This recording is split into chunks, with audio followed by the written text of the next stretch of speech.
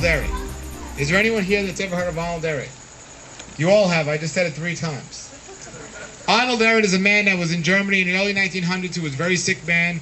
He was sent home to die at a young age, and he went back to nature's medicine, the herbs, the oils, and the prayer, and he got well again. He came to this country. He wrote a book, and he started helping a whole bunch of other people get well. The name of this book was probably the greatest name for a book ever written, The Mucusless Diet Healing System. The Mucusless Diet Healing System. Everyone say that 3 times real fast. Yeah, okay. So that was the name of one of his books. Then he had another book called The Cure and Cause of All Human Illness, and another book called Rational Fasting. And in all his books, he had something called, he's been helping people for over 50 years, and this is what it is. Power minus the obstruction equals vitality. Power minus obstruction equals vitality. And I'll say it one more time, because I know somebody's asking the person next to them, what did he say? Power minus obstruction equals vitality. And what does that mean? What that means is health minus disease equals wellness. Health minus disease equals wellness. And here's how it works. We're born with a tremendous amount of power and very little obstruction. These things cannot move in the same direction. As our obstruction keeps rising, our power keeps diminishing.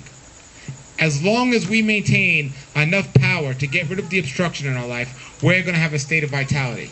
We're going to have some health. But the obstruction, what is the obstruction? The stresses in our lives, the physical stresses we get from overeating, from eating late at night, from doing things we know we shouldn't be doing, from emotionally worrying, from not having faith in our Creator. All of these are adding to the obstruction. And the obstruction is going up and the power is diminishing. But still, it takes years before it even gets close to each other, because that's how powerful we are when we're born.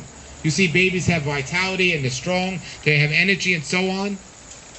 But then you look, as they get older and older and older, we get weaker and weaker and weaker, and tighter and tighter and tighter. We don't have as much energy as we once had and so on. But as long as we have enough power, more power than obstruction, we're going to be healthy. It's once that obstruction passes that power, that's when we start experiencing the beginning signs of disease. But because nobody can understand it and feel it, the obstruction keeps rising and the power keeps diminishing. Then before we know, we're in the latest stages of disease and we have very little power to get rid of it, and that's when we're in trouble. And the answer is to start eliminating the things that cause the problem, and you can reverse this. We have to reverse the obstruction, get the obstruction out of our life. We have to have more power than obstruction. Now the question in everyone's mind should be what? We know where the obstruction comes from. The question in everyone's mind should be what? Where do we get the what from? Okay, are we awake? Okay, can we turn an air conditioner on? Turn the ceiling fan on. Yahweh, turn the ceiling fan on. Where do we get the power from? Here's the key. You can have a car with the most powerful engine, but without any fuel or gas, guess what? It's not going anywhere. It's the energy that creates the power to get rid of the obstruction. It's the energy that creates the power to get rid of the obstruction. Now the obvious question in everyone's mind should be what? Where do we get the energy from? Where do we get the energy from? Before we say that, I want to tell you one of the keys to health is enthusiasm. If you want to be successful, you have to be enthusiastic. Yeah. How many of you are enthusiastic about being healthier? Yeah. Okay, I'm going to ask that again. How many of you here are enthusiastic about being healthier? Yeah. We have to continuously have that enthusiasm. And I could tell you, there's a reason why I've been able to be successful over all these years doing this, and most people aren't. It's their lack of enthusiasm. You know, the hot weather shouldn't take away your enthusiasm. It should make you more enthusiastic to eat healthier so this doesn't bother you. So where do we get the energy from is the question, and here's the answer. We don't get it from anywhere. We have it within us. Every night when we go to sleep and get the proper amount of sleep, we wake up with a full tank of energy.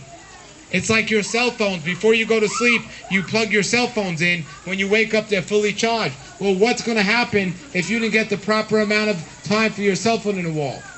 Your phone's not going to be fully charged. Well, it's the same thing when we don't get the proper amount of sleep we require. We're not getting the complete amount of energy that we require. We have to make sure we're getting the correct amount of sleep. But we cannot do that if we're eating 10 times a day, if we're eating late at night, if we're eating foods that are not ideal for our body. We can't get the proper amount of sleep that we need. So we have to make sure we're eating better foods, we're eating more wise, and we're eating less often, and we're getting more from the foods that we are eating. That's what we have to make sure we're doing. Then we'll put ourselves in a position where we won't require a lot of sleep, and we'll be able to get the proper amount of sleep that our bodies needs, so we'll always have enough power, enough energy to create the power to get rid of the obstruction. Now, from a food standpoint, how can we accomplish this? There's 3 things that we need from our food. 3 things that make a food high quality. And if we get these 3 things, we can assure ourselves we'll be contributing to the problem. But if we don't get these things, you looking for something? Okay. You lose something? Okay. There's 3 things we need. And it's not one of these 3 things, but all 3 of these things. And this is the confusion when it comes to health and food. The 3 things that I want you to write these things down, because this is how you determine what foods are ideal for our body. The ideal foods for our body are the foods that give us the most nutrients while using the least amount of energy to get those nutrients, while keeping the environment of the body as clean as possible. I'll say it again. The ideal foods for our body are the foods that give us the most nutrients while using the least amount of energy to get those nutrients, while keeping the environment of our body as clean as possible. Does everyone got it? Now, we're going to break that down one by one and see the issue. The first problem is the first part of it. Nutrients. Nutrition. Everyone is looking at nutrients. Everyone's looking at nutrition and saying, well, how many nutrients are in here? But there's more things than just nutrients. Remember, there's 2 other parts. If nutrients were all we were looking at from food, I would have a very tough time explaining why meat is not the ideal food for our body, because it certainly has nutrients. But there's 2 other things other than that. It's not only the nutrients. Everything has nutrients. You can get nutrition from fruits. You can get it from vegetables. You can get it from bread. You can get it from meat. You can get it from a cardboard box. But it goes beyond that. It's not just nutrients. The second part is more important. How do we get those nutrients while conserving as much energy, while using as least amount of energy as possible? And that's what determines what the ideal foods are for your body. Right away, we have to say cooked foods cannot be the ideal food because they're depleting their enzymes, and when we eat raw food, we have the enzymes in them. So cooked food, even though it might give us some nutrients, it uses a tremendous amount of energy to get those nutrients. We can't say meat is the ideal food for our body, because even though meat has nutrients in it, it takes a tremendous amount of time for our bodies to process that, because we're not carnivore animals, we're herbivore animals, and our bodies have to work so much harder to digest the food, if it's meat. Or anything that comes in a bag, container, bottle, can, or box, same thing. They have to make our body work so much harder to digest those things. So those can't be the ideal foods for our body. What foods are left? Well, the foods that have the enzymes in them, the raw food.